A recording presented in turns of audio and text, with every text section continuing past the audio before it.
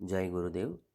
युग गीता से कैसे बने दिव्यकर्मी और कैसे हो बंधन मुक्त। दिव्यकर्मी कौन? जिसकी समस्त वासनाएं ज्ञान की अग्नि में जलकर भस्म हो गई हों, जो कार्य करते हुए कभी उत्तेजित न हो तथा जिस कार्य को भी हाथ में ले उसे दिव्यता के शिखर पर ले जाए। श्री भगवान के अनुसार वह पंडित है, ज्ञानी है, बुद्धिमान है।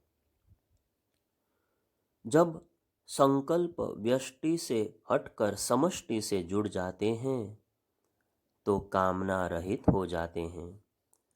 ऐसा व्यक्ति सही अर्थों में साधक बन जाता है।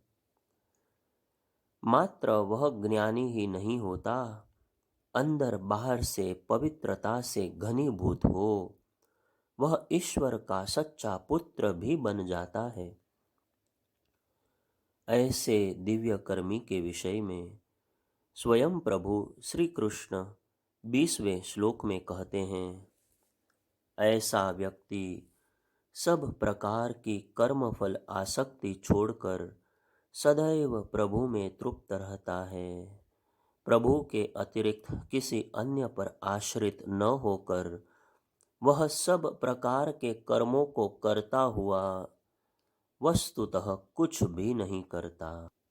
एक दिव्य कर्मी के विषय में भगवान कह रहे हैं कि वह अपनी स्वाध्याय जनित समझ बूझ के माध्यम से हर क्षण प्रभु में ही लीन होकर कार्य करता है।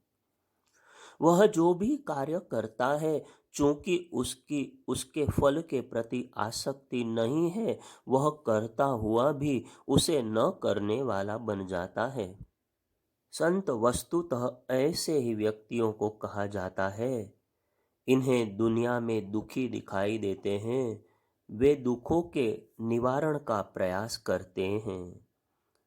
दूसरी ओर दुखी भी वे ही होते हैं जिनकी कामनाएं अतृप्त होती हैं। उन्हें भोग विलास में ही सब कुछ नजर आता है।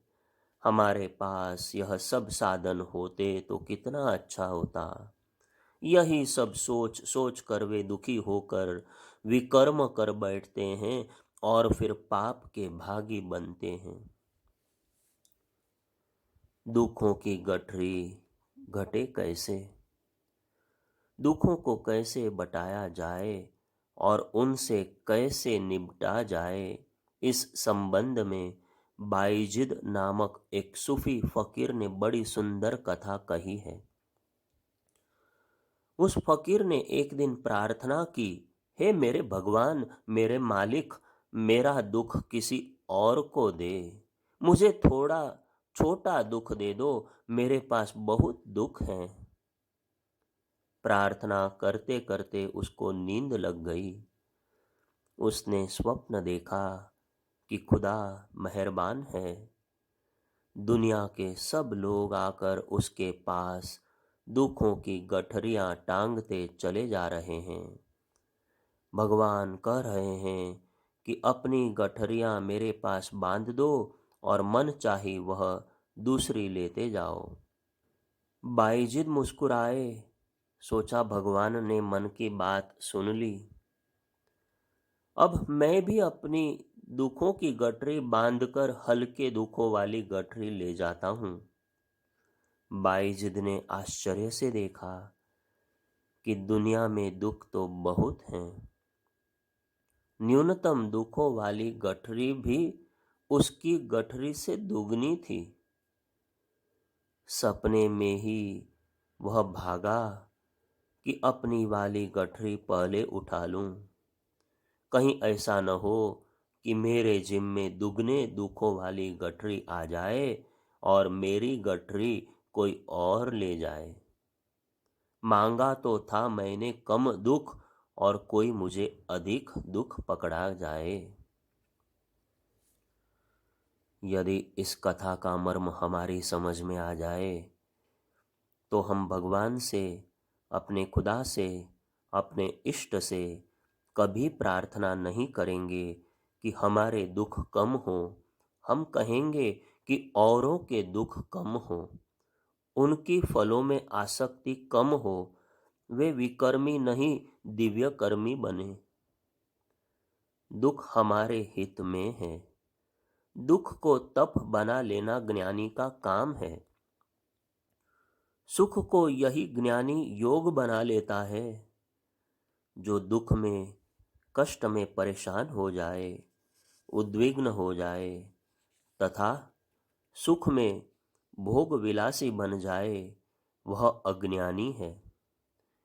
ज्ञान की पवित्र अग्नि में कर्मों को भस्म कर व्यक्ति यही पहला मर्म सीखता है कि मुझे औरों के लिए जीना चाहिए।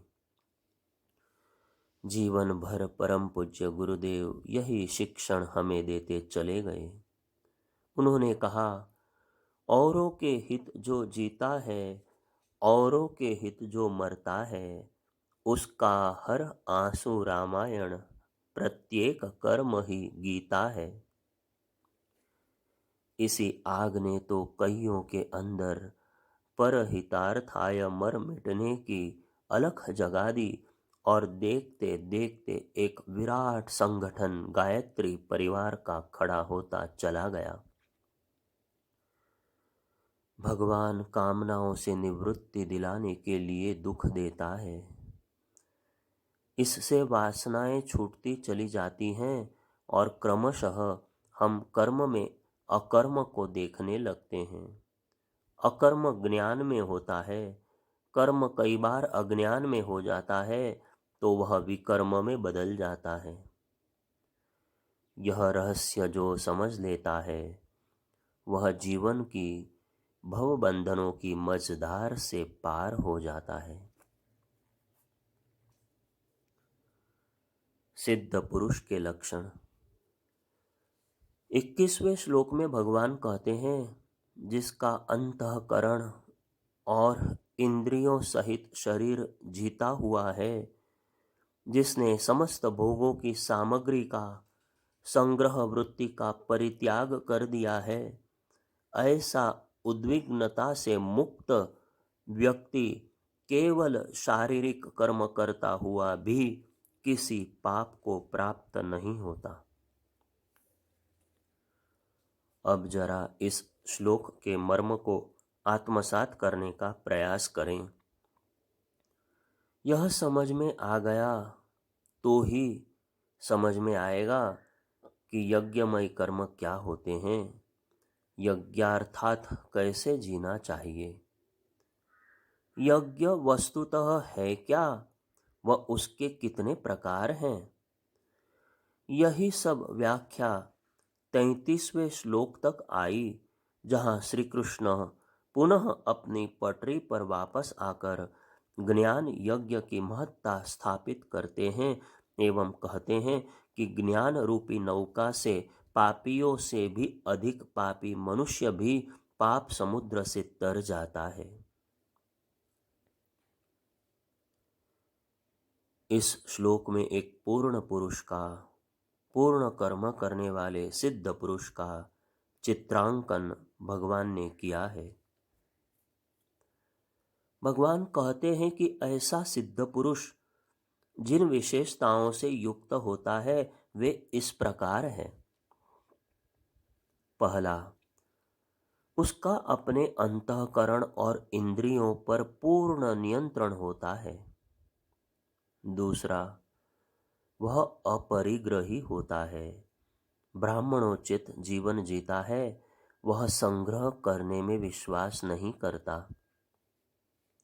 तीसरा, वह बिना आशा वाला जीवन जीता है, अर्थात निराश की स्थिति में नहीं, वरन भविष्य में प्राप्त होने वाले फलों के लिए चिंतित न होकर कर्म करता है।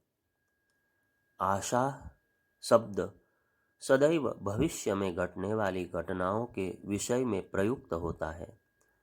आशावादी हर मनुष्य को होना चाहिए, परंतु जब दार्शनिक परिप्रेक्ष्य में बिना आशा वाला शब्द आया है तो उसका अर्थ है कर्म फल के लिए चिंतित न होना।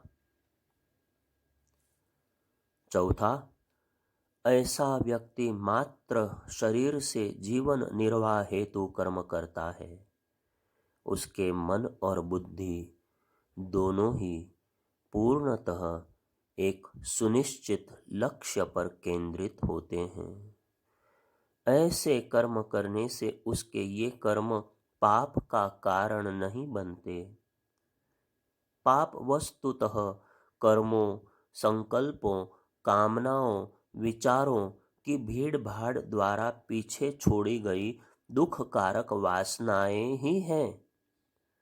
चूंकि इस सिद्ध पुरुष में अहं केंद्रित कामनाएं नहीं होती, शरीर स्तर पर उसके कर्म केवल वासना क्षय का कारण बनते हैं, नई वासनाओं की बेड़ियां जन्म नहीं लेती। अब समझ में आता है कि कितना बड़ा तथ्य भगवान के श्रीमुख से निःसृत हुआ है। पाप पुण्य की सारी व्याख्याएं सुनाने के बाद पापों को काटने का मर्म भी भगवान बता रहे हैं एवं उनके होने, संचित होते रहने की प्रक्रिया भी समझा रहे हैं। जो जितेंद्रिय यानी कि संयमी हो, अपरिग्रही जीवन यानी कि ब्राह्मण जीवन जीता हो, बिना कर्म फल की आशा रखे जीवन यात्रा संपन्न करता हो, शरीर से जीवन निर्वाह मात्र के लिए कर्म करता हो, वह कभी पाप को प्राप्त नहीं होता। उसका जीवन यज्ञमय हो जाता है। बंधन मुक्त कौन? भगवान कृष्ण 22वें श्लोक में अब एक और बात जोड़ते हैं। जो जिसे बिना किसी इच्छा के जो कुछ भी प्राप्त हो जाता है उसी में तृप्त रहता है। जो ईर्ष्या, द्वंद्व आदि से अप्रभावित है तथा सफलता असफलता आदि में समबुद्धि रखता है, ऐसा सिद्धि असिद्धि में समभाव रखने वाला कर्मयोगी कर्म करते हुए भी किसी बंधन को प्राप्त नहीं होता, अर्थात बंधन मुक्त हो जाता है, मोक्ष को प्राप्त होता है। ऐसी योग्यता एक कर्मयोगी के चरित्र को पूर्णता देती है एवं उसकी बड़ी सही परिभाषा प्रस्तुत करती है। वह व्यक्ति चाहे किसी भी कार्य क्षेत्र का हो, एक प्रबंधक हो अथवा कृषक, एक अध्यापक हो अथवा मजदूर, एक चिकित्सक हो अथवा छात्र, जिस किसी ने भी अपने भीतरी जीवन मूल्यों तथा बहिरंग जगत के साथ अपने संबंधों में इन क्रांतिकारी परिवर्तनों को व्यावहारिक रूप दे दिया है, वह कर्मों में पूर्णता प्राप्त कर बंधन मुक्त हो जाता है। ऐसा व्यक्ति ही सही लोक सेवी बन पाता है। इस संबंध में परम पूज्य गुरुदेव लिखते हैं, दूरदर्शी विवेकशीलता का जागरण ही आत्मबोध, आत्मकल्याण, ईश्वर दर्शन, प्रभु अनुग्रह आदि नामों से जाना जाता है। वह सचमुच ही किसी मात्रा में उपलब्ध हो सके तो ऐसा मनुष्य उतनी ही तत्परता से आत्मकल्याण की बात सोचेगा और उतना ही मनोयोग भरा पराक्रम, सद्भावनाएं, सद्विचारणाएं, सत्प्रवृत्तियां अपनाने के लिए स्वयं को नियोजित करेगा। यह एक दूसरी ही दुनिया है। आगे वे लिखते हैं, जिस मुक्ति को अध्यात्म क्षेत्र की सबसे बड़ी उपलब्धि माना गया है, वह किसी लोक विशेष में जा बसने जैसी बात नहीं है।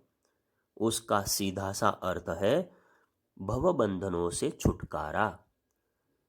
संकीर्ण स्वार्थपरता के चक्रव्यूह से निकलकर समष्टि विराट के साथ एकात्म भाव स्थापित कर लेना।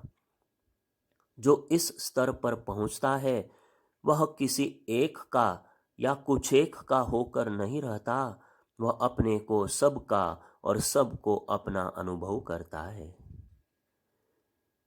देवत्व देना सिखाता है।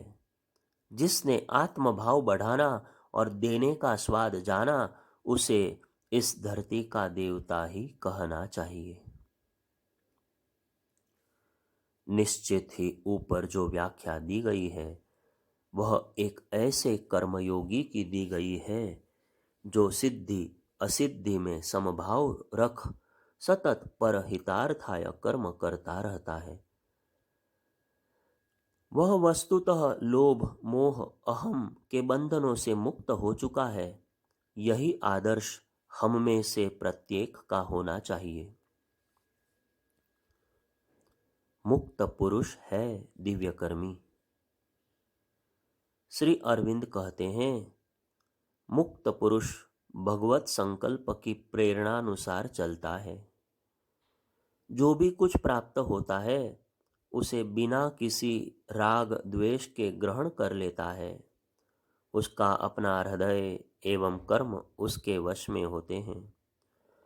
वह समस्त प्रतिक्रियाओं आवेशों से मुक्त रहता है। उसके जो भी कर्म होते हैं वे मात्र शारीरिक कर्म होते हैं, क्योंकि बाकी सब कुछ तो ऊपर से आता है। मानव स्तर पर वह पैदा ही नहीं होता। भगवान पुरुषोत्तम के संकल्प, ज्ञान और आनंद का प्रतिबिंब उसे सतत प्राप्त होता रहता है। इसीलिए वह कर्म और उसके उद्देश्यों पर जोर देकर अपने मन हृदय में वे पाप नहीं उत्पन्न होने देता, जिन्हें हम षड्रिपु पाप कहते हैं। ऐसे व्यक्ति के सभी कर्मों में सहज शुद्धता बनी रहती है। यह दिव्य कर्मी का एक महत्वपूर्ण लक्षण है। इस अध्याय के 19वें से 22वें श्लोक तक एक ही ध्वनि गुंजित हो रही है। साधारण मानव दिव्य कर्मी देव मानव कैसे बने? मुक्त पुरुष की सर्वोच्च उपलब्धि को कैसे प्राप्त करे? मुक्त पुरुष वस्तुतः जीव की अहम भावजन्य प्रतिक्रियाओं से मुक्त होते हैं। वे आत्मा बन जाते हैं, प्रकृति से परे चले जाते हैं। वे भगवान की अनंत सत्ता के एक विशुद्ध पात्र बन जाते हैं। भगवान पहले इसी अध्याय के 16वें श्लोक में कह चुके हैं, मैं तुझे वह कर्म बताऊंगा जिसे जानकर तू अशुभ से मुक्त हो जाएगा। यह अशुभ ही कर्म बंधन है। इससे मुक्ति ही भगवान के सारे उपदेश का सार है, जो इस व विगत 3 अध्यायों में प्रस्तुत हुआ है। भगवान अर्जुन को दिव्य कर्मी बनाना चाह रहे हैं। उनके बताए दिव्य कर्मी के लक्षण इस प्रकार है। पहला, कर्तव्य अभिमान से शून्य होकर मोक्षदायक ज्ञान में स्थित होकर समस्त कर्मों को करने वाला। श्लोक 18वां।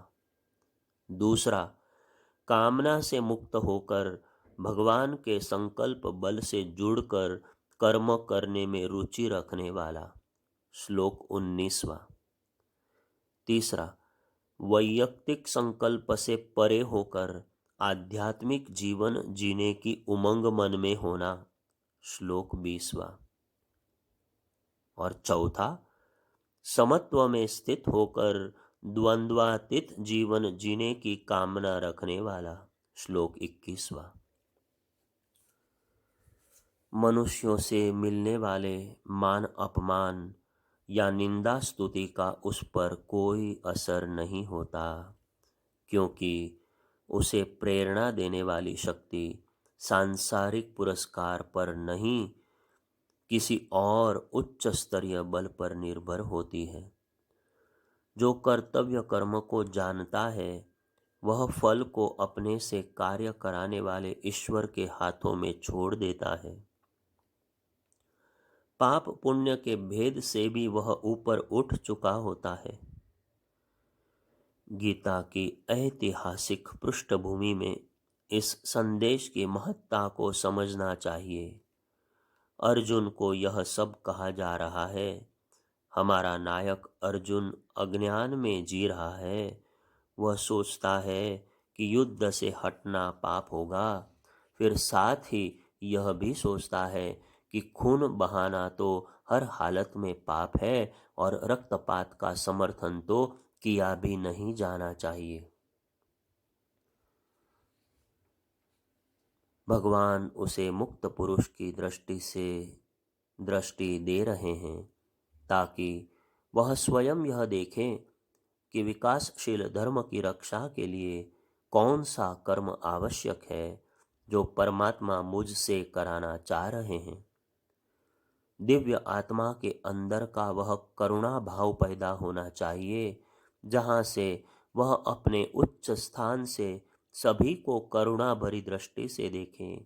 शरीर के परे जो जीवन है उसे जीवन माने, शरीर को मात्र एक उपकरण माने। उसकी करुणा उससे युद्ध भी कराती है, पर उदार समबुद्धि के साथ। जीवन का एक परम सौभाग्य।